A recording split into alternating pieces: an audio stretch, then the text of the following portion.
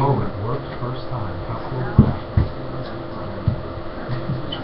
Okay. Here's what I'm thinking.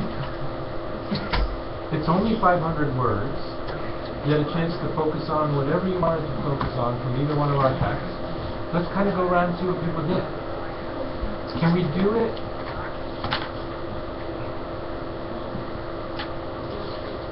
If you want to do a little bit of an introduction to what we focused on and why, that'd be okay. Otherwise, we can do that at the end. I don't know. All right, let's see how it goes. Let's just go clockwise. Is that okay? Can we share them? I want to hear them. Go ahead.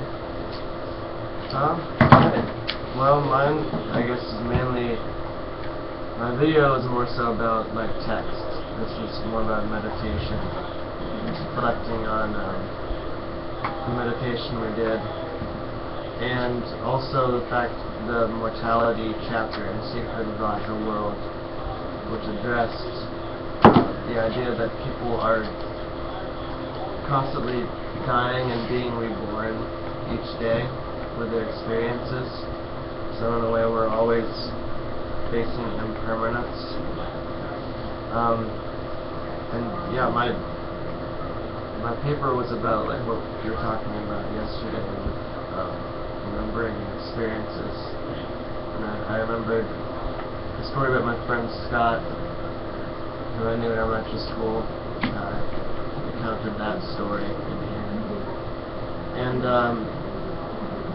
I concluded with I can't really remember most of the stuff that happened in my childhood, which distresses me to some point, but it also, I wondered that just because I can't really remember what exactly happened, regardless of what has happened, my experiences have led me to who I am right now, and maybe that's all I really need to be happy. All men are. And I talked about meditation, but I have to tell the whole story.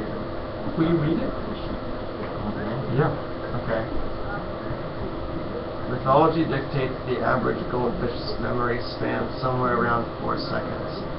Although recent studies have proved otherwise, I often find myself wondering if I have the brain of a goldfish. It seems to me that I am almost always left to eat conversational dust, as older women recall a time when I was only about this tall. The fact is, if you were to ask me about any time period in my life before 2 months ago, I probably wouldn't remember. I have considered writing entries in the journal before I depart for college, writing down as many childhood stories as I can possibly remember, anything to be able to analyze what led me to the state of humanness I've evolved into. Hell, maybe all this mind questing would be for nothing in the end, and I would ricochet back to not having any good stories to tell at a baby shower once again. Whether or not I am doomed to Jason Bourne memory loss syndrome, I can clearly recall a few childhood stories, one of which being the story of one of my best friends from elementary school, Scott.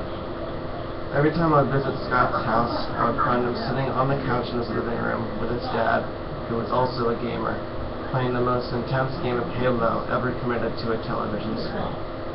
The whole family often engaged in games and movies together on that couch.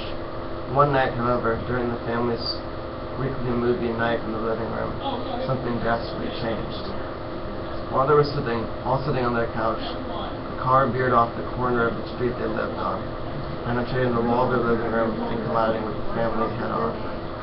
Scott's father and sister eluded the vehicle, but Scott and his mother remained injured. I remember visiting Scott in the hospital, keeping him company.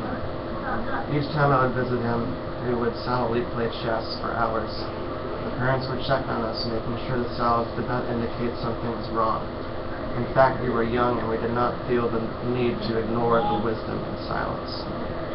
Meditation led me to remembering Scott's story, mainly because the awareness I felt while silently meditating was similar to the awareness I had in the hospital with Scott. Nothing was wrong with the silence. It was a blank state of consciousness, in which we both did not need to say a word to be aware of the situation. The Secret of the Virtual World mentions the idea that people are facing impermanence every moment of every day. During our meditative silence, we recognize that impermanence. we would both leave the hospital as different people. None of this experience has shaped our lives. Regardless of what has happened in my life, my experiences thus far have led me to who I am right now. Maybe that is all I need to know to be truly happy. Ignorant.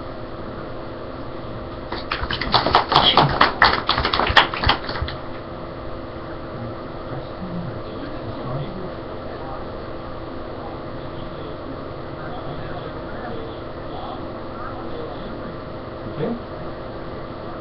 Let's move on. I'm thinking we'll divide these up.